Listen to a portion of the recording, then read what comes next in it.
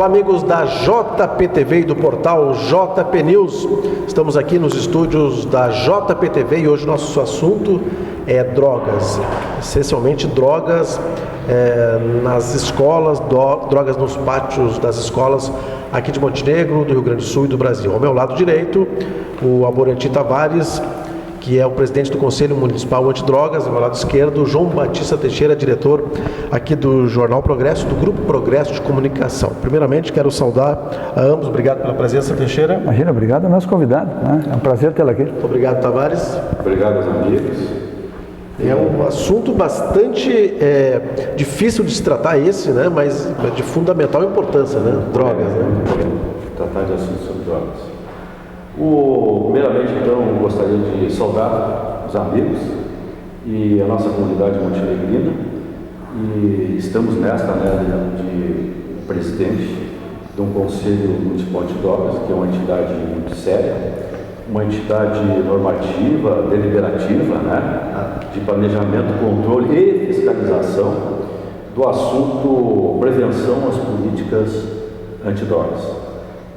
Política essas públicas, né, da União, do Estado e do município, onde agrega as pessoas da comunidade que queiram assim, participar juntamente com as entidades que lá estão agrupadas dentro do Conselho Municipal de Drogas. Como é que surgiu essa oportunidade de seres o presidente? Adriano e amigo João Batista Teixeira, esta oportunidade surgiu, haja vista o meu trabalho público dentro de uma organização policial. Há mais de 35 anos de experiência como bem se diz, administração pública, mas no serviço policial, que atingia principalmente o combate, né, ao uso indevido do álcool e das drogas.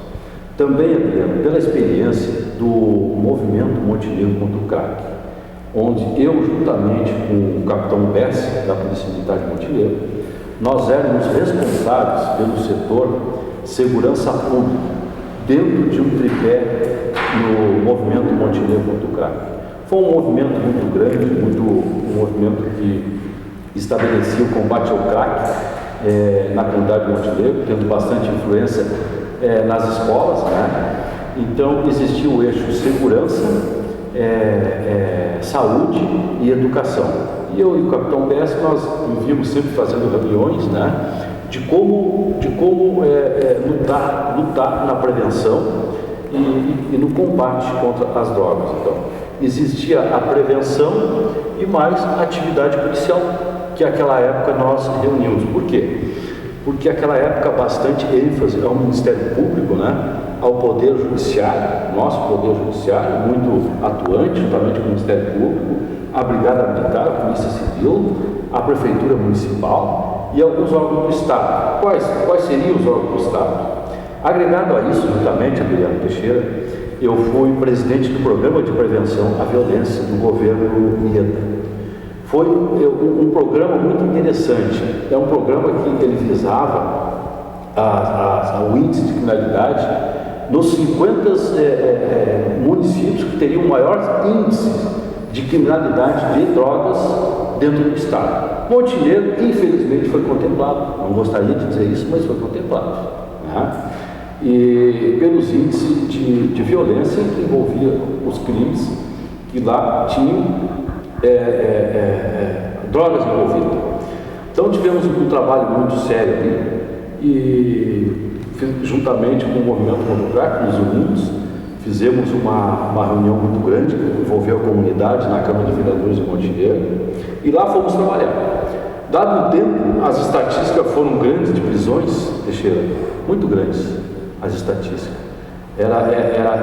Nós reunimos na Brigada Militar, na Polícia Civil, nós se reunimos em escolas e ali nós fazíamos aqueles planejamentos, né, para a gente como atingir. Então, o braço da segurança, o objetivo era as prisões e acabar com as quadrilhas, né, e o tráfico da droga.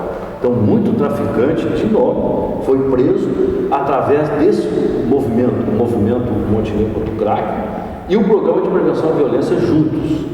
né, se agruparam, esses dois programas, esse já era um movimento, mas era um programa de governo, né, que muito ajudou na comunidade montenegrina. Então, dado certo tempo, eu fui chamado em Porto Alegre, que a Secretaria da Administração teria desenvolvido e dado para Montenegro uma quadra poliesportiva, através e consequência resultado do trabalho que estamos imprimindo dentro do município. Aceitamos. À época, o senhor prefeito municipal era o Percival Oliveira. Eu liguei para ele, disse: prefeito, nós estamos sendo contemplados uma quadra poliesportiva num bairro que estaria dentro da situação de envolvimento a índice alto de droga. Qual seria esse bairro? Seria o bairro Esperança, e lá nós colocamos então essa quadra poliesportiva para a comunidade se inteirar e praticar esportes.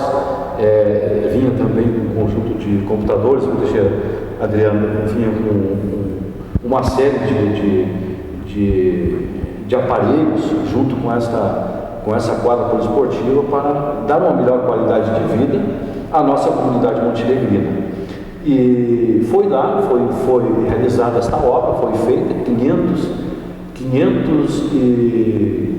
950 metros quadrados esta obra, e à época custou em torno de 600 mil reais. Mas Tavares, se me permite, eu queria fazer uma intervenção aqui e te perguntar o seguinte. Claro que essas políticas são políticas de Estado, né? No caso mencionasse o governo da IEDA, né? E participasse disso, e certamente tens uma experiência grande. E, portanto, qualquer crítica, evidentemente, não se direciona à tua pessoa, mas sim a um sistema que talvez faça uma leitura, talvez não seja a melhor leitura. O que eu perguntaria é se estas providências que são tomadas, digamos assim, dentro de uma política de Estado, elas não são tardias.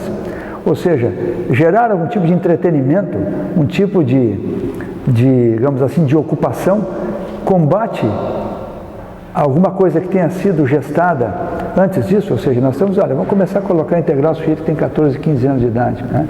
Sim. Mas será que isso não é tarde demais? Eu te responderia assim, Teixeira. Tu deve estar imaginando onde eu quero chegar, né? Exatamente. As políticas públicas estão aí. Agora eu te responderia da mesma forma. Há interesse, há pessoas interessadas em trabalhar seriamente com as políticas antidrogas. É difícil, isso exige tempo, exige responsabilidade, existe um aparelho, existe um sistema todo que envolve o cidadão, envolve as escolas, envolve todas aquelas entidades do município. E mais, o interesse público, tem que existir um interesse, tem que haver um chamamento para que possa se fazer um bom trabalho e ter resultado desses trabalhos. O Teixeira, nosso amigo Teixeira, perguntou: será que não é tarde? Eu te respondi que não é tarde, Teixeira, não é tarde.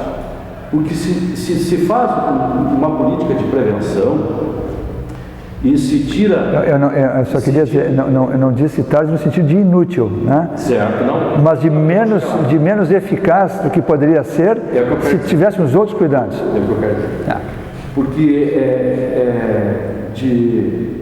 vamos pensar assim, de 1.000 pessoas envolvidas no tráfico de droga e no vício, Teixeira, se tirar uma é um grande número.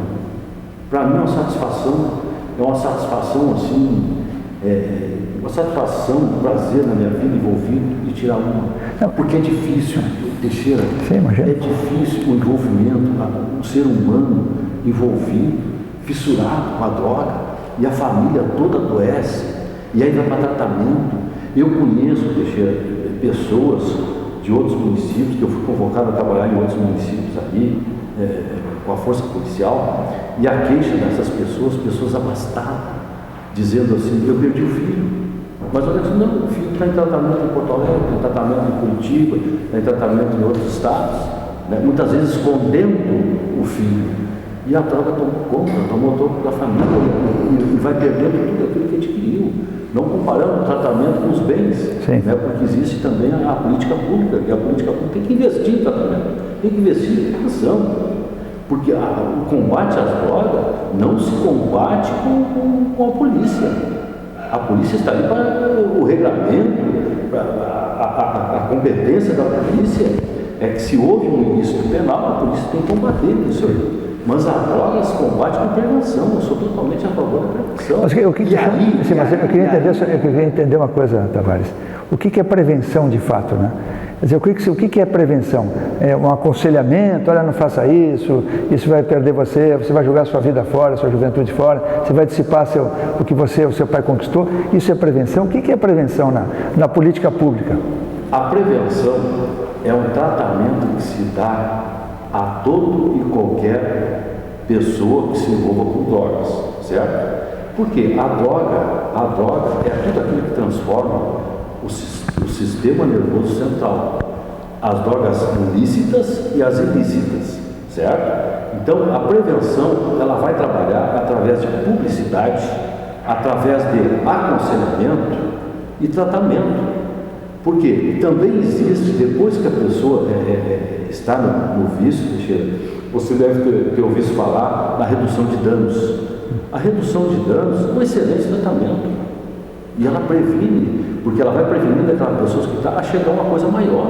Ou se ela chegou, ela vai diminuindo. Sim, mas a prevenção ela tem essa relativização porque o sujeito já está envolvido. Exatamente. Não é exatamente uma prevenção, vamos mitigar o problema. Exatamente. Para mitigar. Mas a prevenção é tudo aquilo que a gente faz, que a gente, aquelas atitudes, tarefas que a gente faz para prevenir, que seria as palestras nas escolas, né? E também essa conversa que a gente chega, olha, não vai, porque futuramente vai estragar a tua vida, futuramente tu vai ser uma pessoa inútil, né? Então, é tudo aquilo para não deixar a pessoa chegar a se viciar na droga. Então, tu tem que prevenir, tem que trabalhar na prevenção, como eu falei, é a publicidade, e aí estão os órgãos também, que é esse órgão, o ECA, Estatuto da Criança e Adolescente, que também traz uma normatividade de prevenção, né? E a própria lei também, essa nova lei de tóxico, ela é uma medida bastante preventiva, porque se encontrar um usuário, se encontrar uma pessoa, um baseado, ele não vai preso. Ele é levado para a delegacia, registrada a ocorrência, né? Ele vai ser solto e o processo dele vai a juízo. Mas o que acontece? Lá a sentença vai ser um tratamento, vai ser um trabalho para a comunidade. Então já é uma nova lei de prevenção, ela previne, né? Então é isso. Certo, e a questão que envolve os pais, né? Eu diria que a omissão dos pais é um dos grandes problemas que deixam os filhos chegarem nas drogas. Posso emendar, Adriano? A pergunta é tão oportuna que eu colocaria a minha junto com a dele. Eu não sei se eu estou enganado, ou as campanhas todas, essas campanhas de publicidade, prevenção, combate, eu posso estar enganado, mas nunca se ouve falar na desestruturação familiar, que provavelmente tem um dedo enorme, gigante nisso, né? Por que as políticas públicas, dentro disso que o Adriano está falando, por que elas não abordam provavelmente a geração número 1 disso tudo que é a família? Interessante mesmo. Assim, nós enquanto presidente, nós temos feito as nossas reuniões e este é o grande problema que temos dentro que detectamos dentro do combate do consumo de drogas do município, é a família. Por quê? A família é a célula. A família é onde começa e termina. Né? O que vem por fora é o que ajuda depois numa situação deteriorada a se consertar, né? Mas a família, meus amigos, a família tem o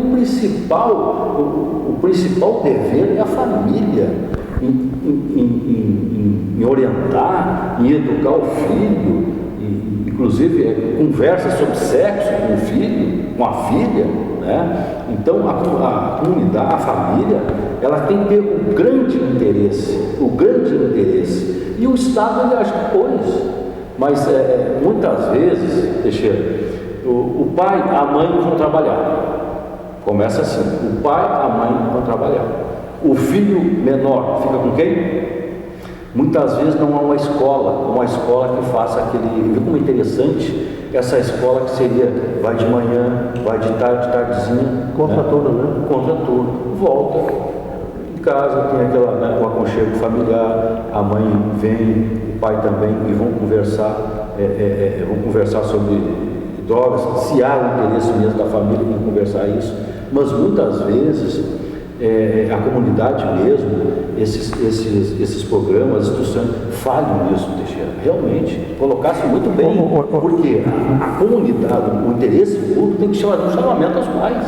Ô Tavares, existiria uma coincidência elevada entre as pessoas que se envolvem com droga e mesmo no crime? Porque uma coisa talvez caminhe muito perto da outra, né? Existe uma coincidência grande ou não entre o incidente e as famílias que têm desestruturação? A criança não sabe quem é o pai, chega em casa, tem um pai cada vez, a violência dentro de casa. Existe uma coincidência disso?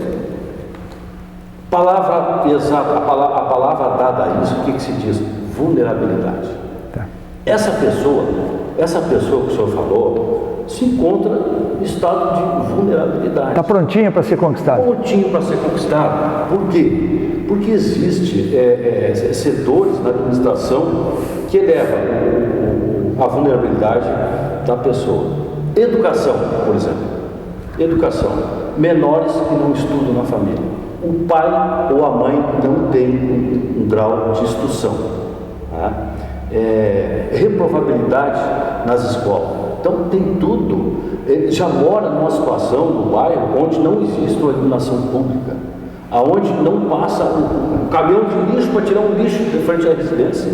Então isso é um estado de vulnerabilidade.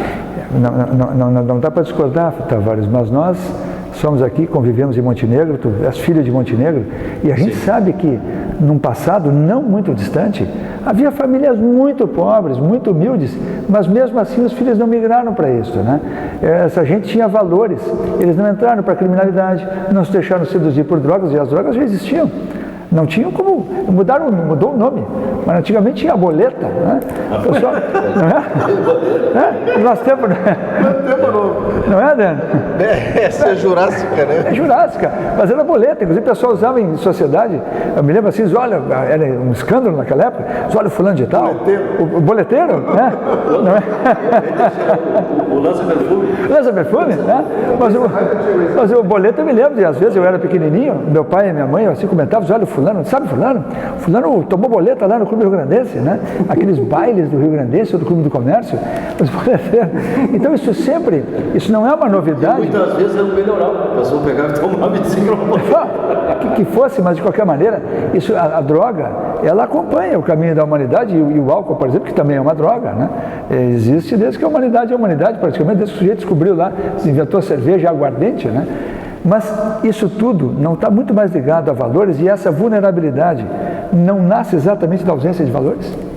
Exatamente, é claro que nasce, a gente sabe, graças a Deus que nós aqui nos interessamos e estudamos, nós estamos nos atualizando. Nós estamos atualizando.